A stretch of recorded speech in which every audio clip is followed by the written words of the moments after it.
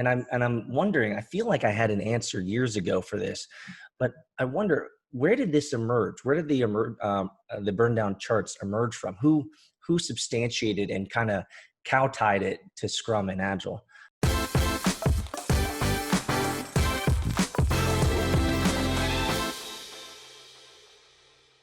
Welcome everybody to another episode of Real Agile or BS. I'm your host at Agile Peter, and I'm with my colleague at Agile Bob. Today we're going to take another stab at one of the frequently asked questions, and today we're going to be talking about burn down charts. So let's get into it. Are burn down charts real Agile or BS? Agile Bob, I'll let you take the first crack at it. Well, Peter, I think that burn down charts, depending on how they're used, and this is going to be it seems like our common answer is, depends on how they're used. For the most part, I don't like burn down charts because I think that people try to use them to imply things they shouldn't be implied. But I think if they're used properly, they can be a training wheel or training wheels for teams to try to get better. And by using them properly, what I mean is, let's not burn down task hours and things like that, because that's a chart that could look really good and the team could get nothing finished. They could just have a whole bunch of hours that they worked and not gotten anything done. What I'd rather have is something that burns down by value. So we say at the start of the sprint, we thought we were going to get 20 units of value. And so far, we've only completed 15 units of value. That would be useful for the team to see, especially if it's a chart like most teams where they do a lot of their coding and then they start doing their testing later. That burn down chart's not going to be burning down. It's going to be a straight line that tries to dive down at the end. And maybe that will show the team something that they should know early on, that they're not performing the way that they should perform. Maybe they should think about different ways to overlap some of those functions like development and testing. Maybe they should use test-driven development, some things like that, or smaller stories. So I think it can be helpful. I don't think it's necessarily part of agility to use burn down charts. I think it's just a helpful practice. So I would say, as far as real Agile or BS, it's probably BS, but it could be a useful practice. Here's a question, and maybe I'm missing it from my brain here, but I know for a fact that burn down charts, they weren't part of the original core doctrine of Scrum written by Ken Schwaber and Jeff Sutherland. Is that correct? I'm correct in that, right? And so I believe so.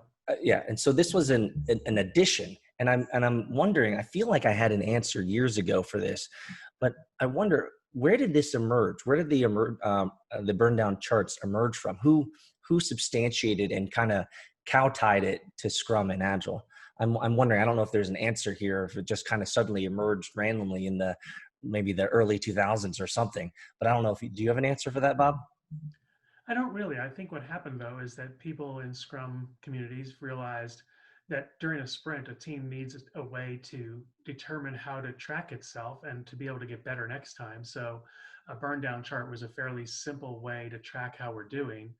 And I think it got changed over time to be a lot of different things.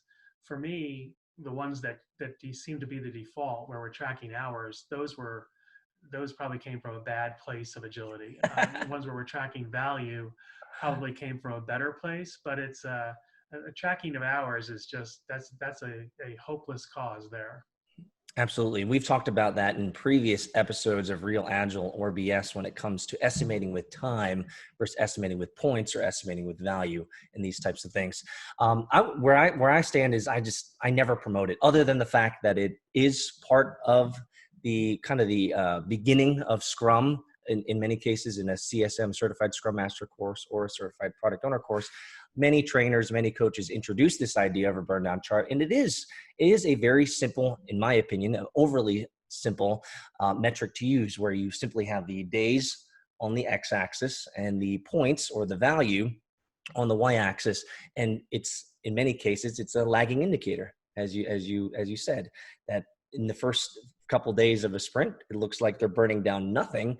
And what I often say to my students is that this can often be misinterpreted by management, especially management that might not be contextually sensitive or have an understanding of what the team is actually doing. They'll look at it and say, well, looks like you're burning nothing down, which substantiates to me that you're not doing a whole lot. And so in many ways, it becomes a lagging indicator. We can make poor management decisions from that. One of the things that I like to tell students and clients is that the burn down chart is a great starting point. However, there are different techniques and different methods that you can use to ensure that the team is talking about what's going on. I would go as far as to say that no team needs a burn down chart to communicate. Rather, they should leverage a burn down chart or leverage a wallboard or other mechanisms to ensure that they know not only, hey, what did we commit to and what are we supposed to be completing this sprint, and how are we doing against that? But in many ways, I've found that as a burn down chart, just as itself, it lacks so much context. And so because of that, it can be used improperly. So I would agree with you. I would say that a burn down chart is not so agile. It's more of something that probably cropped up or emerged from previous methods, previous frameworks, previous methodologies, maybe the waterfall in terms of tracking time, and it what kind of evolved into something that agile teams could use. But I don't use it that much with my teams. I don't know about you in terms of promoting with your teams, but I think you did say that it's a great starting point. And so I think it's something that you can mature out of as your teams grow in agility and as your organization improves over time. Would you agree? Yeah, I think as training wheels, it works out pretty well. I think it can expose some dysfunctions.